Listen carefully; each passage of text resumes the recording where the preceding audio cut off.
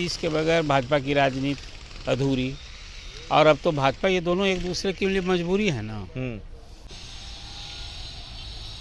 बिहार में बयानों के बीच में जो राजनीतिक बयान चल रहे हैं, उथल पुथल कितना है, क्या सच में खेला होगा, क्यों विजय सिन्हा ने ऐसा बयान दिया और उसके बाद क्यों भाई वीरेंद्र बुला रहे हैं नीतीश कुमार को। हमारे साथ वरिष्ठ पत्रकार हैं अरुण कुमार सर जी। सर, आप वरिष्ठ हैं और आपके चश्मे से, आपके नज़रिए से क्या लगता है, किस तरह विजय सिन्हा ने जो बयान दिया वो क्या था? क्या विजय सिन्हा ने बयान दिया? विजय सिन्हा जी का बयान था कि अटल बिहारी जी को पक्की और पूरी श्रद्धांजलि तब होगी जब भाजपा की पूरी मुकम्मल सरकार होगी।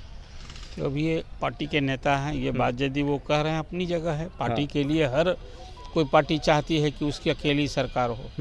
तो ये बात अटल जी के प्रति अपने कार्यकर्ताओं को, समर्थकों को उत्साह डालने के लिए कहा। लेकिन बिहार की राजनीतिक परिस्थिति तो ये है नहीं। बिहार की राजनीतिक परिस्थिति है कि नीतीश के बगैर भाजपा की राजनीति अधूरी, और अब तो भाजपा ये दोनों एक दूसरे के लिए मजबूरी है ना। और यहाँ तो लोकसभा चुनाव के पहले ही बीजेपी के अध्यक्ष सम्राट चौधरी, जो अभी डिप्टी सीएम है, उन्होंने पहले कह दिया था कि 2025 का चुनाव नीतीश जी के नेतृत्व में लड़ा जाएगा।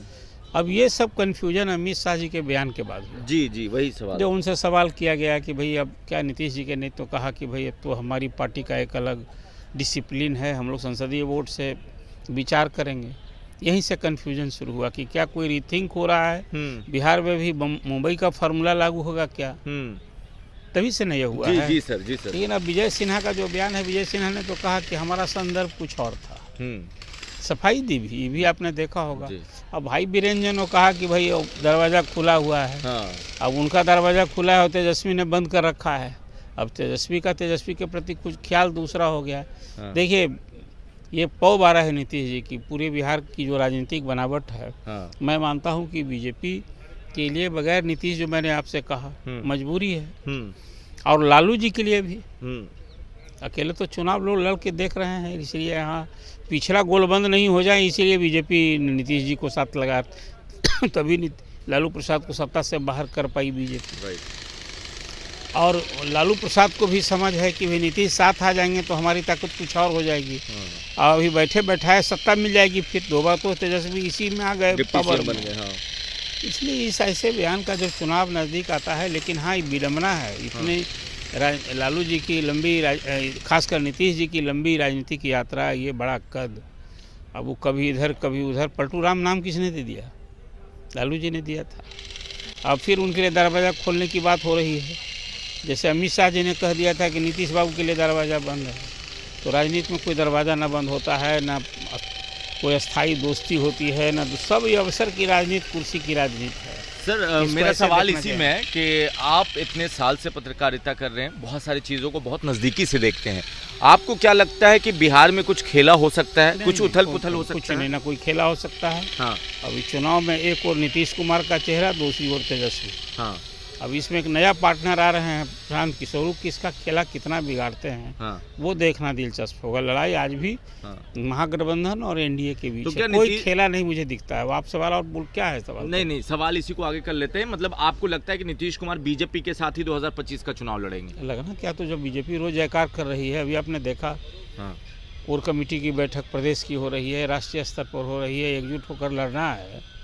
तो अभी दिलीप जायसवाल का बयान एयरपोर्ट पे आता है सर कि वो हम तो बड़े छोटे कार्यकर्ता हैं, दिल्ली वाले नेताजी लोग तय करेंगे। देखिए, कांग्रेस पार्टी और बीजेपी जैसी पार्टी हाईकमान वाली पार्टी।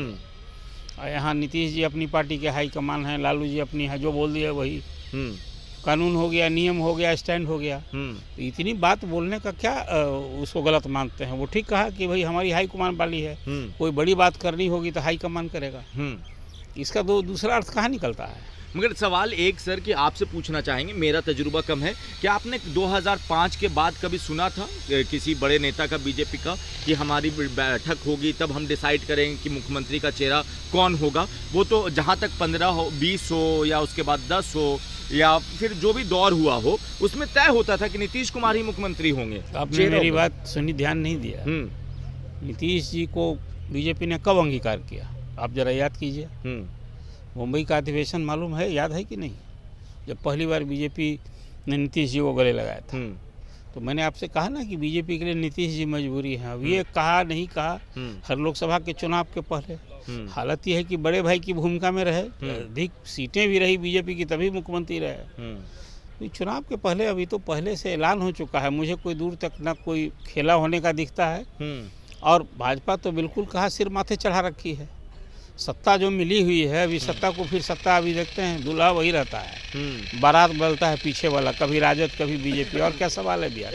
राजद कह रही है कि हाईजैक कर लिया गया है मुख्यमंत्री। देखिए हाईजैक कर लिया है ये सब। अब तेजस्वी के इस बात पर प्रतिक्रिया मैं क्या दूं? उसकी प्रतिक्रिया तो एनडीए के लोग दे ही रहे हैं। अब तेजस्वी कुछ कह रहे हैं उस पर प्रतिक्रिया हमारी आपकी कोई उचित है क्या? ठीक है सर, धन्यवाद।